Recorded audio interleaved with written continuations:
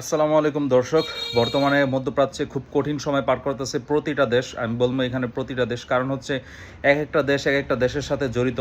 এখানে যে নেভাল ব্লকেট চলতেছে, ওইখানে ইরানি জাহাজের উপরে নাকি আমেরিকা আক্রমণ করছে, এটা আমেরিকা দাবি করছে। ইরান আবার এই দাবি অস্বীকার করছে বন্ধুরা। ইরান বলছে যে তারাও আক্রমণ চালাচ্ছে, তাদের জাহাজ তাদের বন্দরে পৌঁছে যেতেছে, এরকম একটা অবস্থা বন্ধুরা। তো আমার মনে হয় যেভাবে চলতেছে এইভাবে পিস স্টকটা খুব কঠিন হয়ে যেতেছে সামনের দিনগুলোতে। এই পিস স্টক যে হয়তো রবিবারে জানা যাবে কী অবস্থা, কিন্তু এর মধ্যে দিয়া আমেরিকা ইসরায়েল মানে তীব্রভাবে চাইতেছে এই পিস স্টকটা ভাঙতে। কিন্তু এই পিস স্টকটা ভাঙলে কী হইব, প্রতিটা দেশ চাপে পড়বে বন্ধুরা। ইরানের যেই প্রোডাকশন, ইরাকের যেই প্রোডাকশন, তারা রপ্তানি করতে পারতেছে না, কারণ হরমুজ প্রণালী বন্ধ। তারা তাদের এই রপ্তানি কার্যক্রম বাধাগ্রস্ত হইতেছে। সেই একই দিকে বন্ধুরা সৌদি আরবের অবস্থা একই। আর যদি এরকম চলতে থাকে তাহলে ইরান ঘোষণা দিছে যে তারা সৌদি আরবেও আক্রমণ করতে বাধ্য হইব যদি ইরানে এরকম আক্রমণ অব্যাহত থাকে। সেটা সৌদি আরব আপনার এখন বর্তমানে যে 20% বিশ্বের 20% জ্বালানি রপ্তানি হয় আপনার হরমুজ প্রণালী দিয়া। আর বাবালদেব যে প্রণালীটা আছে ওই পাশে, সৌদি আরবের ওই পাশে দেখবেন ওইটা দেওয়া হয় বন্ধুরা 10%, আর বাকি 5% হইতেছে এদিক ওদিক। তো এই তো হচ্ছে 35% বন্ধুরা বিশ্বের জ্বালানি রপ্তানি। তো এই 35% যদি বন্ধ হয়ে যায়, আর আমাদের এই 35%-এর উপরে আমাদের এশিয়ার বা বাংলাদেশ বা ধরেন এরা পুরোপুরি নির্ভরশীল, ধরেন 80% বন্ধুরা। তো এরকম একটা অবস্থা হলে আমরা সামনে কী রকমের একটা বিপদে পড়তে যাইতাছি বা বিপদে পড়তে হইতাছে। ইরান ঘোষণা দিয়েছে যে এরকম, ইরান কি ঘোষণা কি, ইরান যে এই যে পিস্টক চলতেছে, পিস্টক তো হইতেছে না বন্ধুরা। তো আমেরিকা যেভাবে প্রস্তুতি নিছে, তারা সৈন্য থেকে যুদ্ধজাহাজ আরও ব্যাপক পরিমাণে বন্ধুরা মধ্যপ্রাচ্যে মোতায়েন করছে। তো ইরান কি বসে আছে? ইরান ঘোষণা দিচ্ছে যে তারা যে বাবালদেব প্রণালী আছে সেটাও বন্ধ করে দিব। তো সৌদি আরব তার 30% তেল বাবালদেব প্রণালী হয়ে রপ্তানি করতেছে বন্ধুরা, সেটাও বন্ধ হয়ে যাব। আর আপনারা আবুধাবি ওদিকটা ওমান উপসাগর হয়ে কিছুটা রপ্তানি করতে পারতেছে, সেটাও বন্ধ করে দেব বন্ধুরা। আর হরমুজ প্রণালী তো বন্ধ। তাহলে দেখেন সামনে কি একটা অবস্থার মধ্যে আমাদের বিশ্ব অর্থনীতি চলতে যেতেছে। এটা হচ্ছে বন্ধুরা সৌদি আরব। আর সৌদি আরব যদি আমেরিকা অ্যাটাক করে তো সৌদি আরবে অ্যাটাক হইব। তারপর হচ্ছে আপনার ওদিক দিয়ে মধ্যপ্রাচ্যের অন্যান্য আরব আমিরাতে প্রচুর পরিমাণে অ্যাটাক হইব, কারণ আরব আমিরাত হচ্ছে ইসরায়েলের পক্ষে অবস্থান নিছে। তো সেটার একটা অ্যাটাক হইতে যাইতেছে। আর হচ্ছে বন্ধুরা এখানে পাকিস্তানের ব্যাপক চাপ, এবং পাকিস্তান সবচেয়ে বেশি সংকটে পড়বে। এখানে যে কটা দেশ আছে মধ্যপ্রাচ্যে, এর মধ্যে পাকিস্তানই হচ্ছে সব দিক দিয়ে সংকটে পড়বে। কারণ হচ্ছে পাকিস্তানের সাথে ইরানের একটা খুব ভালো সম্পর্ক আছে বন্ধুরা। সবসময় পাকিস্তান ইরানের পাশে দাঁড়ায়, ইরান পাকিস্তানের পাশে দাঁড়ায় বা সাপোর্ট দেয়। আবার ওই দিক দিয়ে পাকিস্তানের সাথে আপনার সৌদি আরবের একটা কি বলে একটা চুক্তি আছে, যেটা সৌদি আরব আক্রান্ত হলে পাকিস্তান ওইটার জবাব দিব, মানে নিজের আক্রমণ মনে করবো। তো যদি পাকিস্তান ওইটা চালু করে, তার মানে আলটিমেটলি পাকিস্তান কার বিরুদ্ধে যুদ্ধ করতে যাইতেছে বা কার বিরুদ্ধে অ্যাটাক করতে যাইতেছে? তো ইরানের বিরুদ্ধে। সো ইরানের বিরুদ্ধে যুদ্ধ করে তাহলে দেখা গেছে দুইজনেই ধ্বংস হইব। পাকিস্তানেরও খুব ভালো সামরিক বাহিনী, ইরানেরও সামরিক বাহিনী। তো এটা হচ্ছে বন্ধুরা অবস্থায় পাকিস্তানের এই দিক দিয়ে খুব একটা চাপ আছে। এই জন্য পাকিস্তান সর্বোচ্চ চেষ্টা করতেছে যে পিস ডিলটা করার জন্য।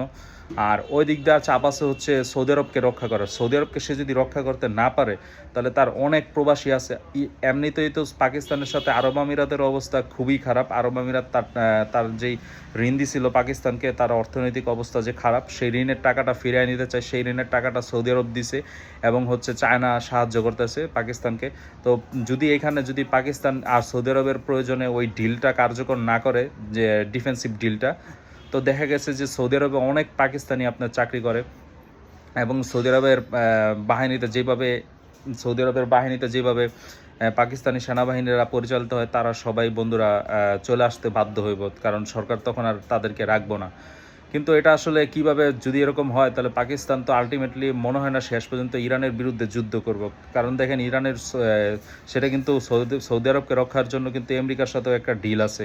কিন্তু আমেরিকা কি সেই ডিলটা মানে রক্ষা করতে পারে নাই বন্ধুরা। চলে আসছে তাদের ঘাঁটিগুলা খালি করে দিয়া। তো পাকিস্তানও যে পারবো এরকম না। তো পাকিস্তানের হচ্ছে একদিক দিয়ে সৌদি আরবের উপর বিশাল চাপ, আরেক দিক দিয়ে ইরানের সাথে সম্পর্ক, আরেক দিক দিয়ে বন্ধুরা আমেরিকার একটা চাপ আছে। তো পাকিস্তান আছে গ্যারাকলে। আর এদিক দিয়ে আরেকটা এই পিস্টক বন্ধুরা, আরব আমিরাত, ইসরায়েল, আমেরিকা মিল্লা, তিনটা দেশ মিল্লা একটা বিশাল প্ল্যান করছে। তারা যারা ইরানের যেই ডিপ্লোম্যাটিকরা আছে, যারা পিস ডিলের অংশ হিসেবে পাকিস্তান সফর করব, যেহেতু পাকিস্তান আর ইরান দুইটা সীমান্তবর্তী দেশ। তো তাদের কাছাকাছি সমুদ্রের ওই পারে, পারস্য উপসাগরের ওই পাশে দেখবেন বন্ধুরা আরব আমিরাত। তো আরব আমিরাত ওইখানে প্ল্যান করা হইতেছে যে আরব আমিরাত থেকে প্লেন নিয়ে আপনার যারা পিস্টকে যাইবো ইরান থেকে তাদের উপরে অ্যাটাক করে, এটা যাওয়ার সময় হইতে পারে, এটা আসার সময় হইতে পারে। তো এরকমটা যদি বন্ধুরা হয় তাহলে আরব আমিরাত বোঝেন এবার কি অ্যাটাকের শিকার হইব বন্ধুরা যদি এরকমটা হয়। আর ইরানের কিছুই হারানোর নাই, ইরানের আপনার অনেক নেতা মারা গেছে, তাদের যেই হাই প্রোফাইল নেতা তারাও মারা গেছে, কিন্তু তাদের নেতা মারা গেলে সমস্যা নাই, তাদের ব্যাকআপ রেডি করা আছে। আপনি কয়জনে মারবেন? যদি সবাইরও মাইরা ফেলায় তাও তাদের যে পরবর্তী প্রজন্ম তাদের মধ্যেও একই রকম। আপনারা দেখছেন বিগত দিনগুলোতে যে ইরানের রাস্তায় কি পরিমাণ মহিলারা নাইম আসছে, তাদের নাকি মহিলারা আরও বেশি অ্যাটাকিং যে তাদের দেশকে রক্ষার বিষয়। তো তাদের ওই এই চেতনা, দেশভিত্তিক চেতনা, শুধু আমাদের মতন ওই মুখে মুখে এই চেতনা এরকম না, তাদের ওই কাজে কর্মে যে চেতনাটা, সেটা আপনি যদি মনে করেন ওই যে ধ্বংস করে ফেলাইতে পারবেন যে তাদেরকে মাইরা, সেটা আসলেই ভুল।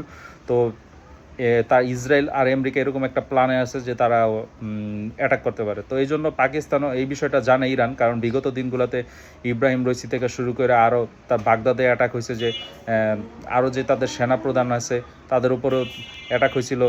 তো ওই সব জিনিসগুলো থেকে ইরানও শিক্ষা নিছে। তো পাকিস্তান নিশ্চয়ই তাদেরকে ওইভাবে সিকিউরিটি দিব, সিকিউরিটি দিলে হয়তো বা তখন ইরান আসবো, যেটা আমেরিকানরা অবশ্য নিজেরা সিকিউরিটি টিম নিয়ে আসে। তো পাকিস্তানের তো আকাশ এয়ারক্রাফট এইসব ঝামেলা মানে একটু দুর্বলতা আছে। তো পাকিস্তান ওই এর আগের বারও এরকম নিরাপত্তা নিশ্চয়তা নিয়ে আসছে এবং দিয়ে গেছে। তো এটা যদি তারা অব্যাহত করতে পারে তাহলে হয়তো বা ইরান আসবো। আর যদি এটা লঙ্ঘন হয় তাহলে ইরান ওই রকম জবাব দিব, কারণ ইরানের ব্যক্তি মারা গেলে সমস্যা নেই, তারা দেশকে রক্ষার জন্য তাদের সবাই প্রাণ দিতে প্রস্তুত বন্ধুরা, তারা বাংকারে গিয়া পলায় থাকা জাতি না। সো ইরানের জন্য শুভকামনা রইল এবং পৃথিবীর জন্য শুভকামনা রইল যাতে এই পিস টকটা কার্যকর হয় এবং হরমুজ প্রণালী তাদের মধ্যে যেই সমস্যা সেই সমস্যাটা সমাধান হয়। এটা হইলে বন্ধুরা পৃথিবীতেও শান্তি আসবো।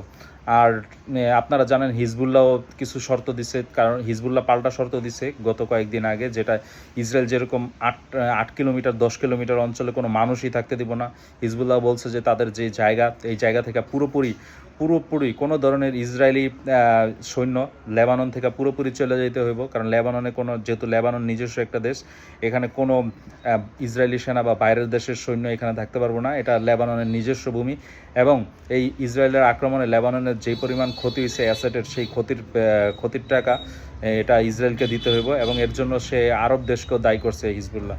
তো বন্ধুরা ইসরায়েল তো এই শর্ত মানবো না। তো আগামী দিনগুলোতে অনিশ্চয়তা যাইতেছে না। আমাদের বাংলাদেশে তেলের দাম যতই বাড়াক, ধরেন 120 টাকা থেকে এটা 150 টাকা বা 200 টাকা করুক, অথবা 120 টাকা যদি এটা 80 টাকাও করে, শুধু 80 টাকা তেলের দাম, তাহলে তো আপনার দাম বাড়ায় কমানোর পিছনে তো আপনার কাছে তেল নাই। আর বিশ্বের অবস্থা ভালো না, বিশ্ব রাজনৈতিক অবস্থা এখন পর্যন্ত ভালোর সুবাতাস বইতেছে না। সো আপনার পরিস্থিতির আপডেটটা আপনি ওয়ার্ল্ড থেকে পাইতেছেন, আপনার দেশে তার জ্বালানি হইতেছে না, প্রডিউস হইতেছে না। তো এটা বিশ্ব বাইরে থেকে যেহেতু আসে, আপনার আমদানি করতে হয়।